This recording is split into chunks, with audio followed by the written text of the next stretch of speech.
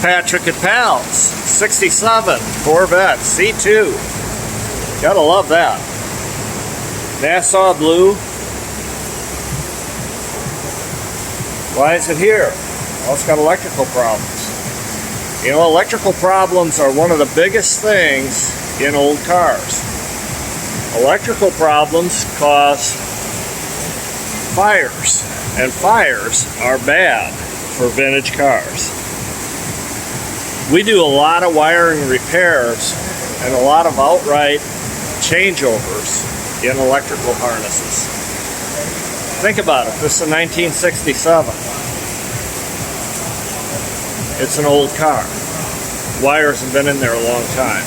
This one, the headlight won't come on. We found chafed wires.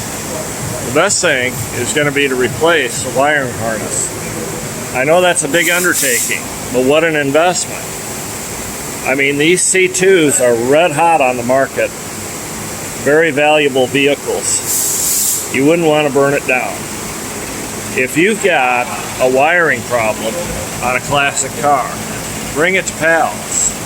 We do them every day and we do them well. See you soon.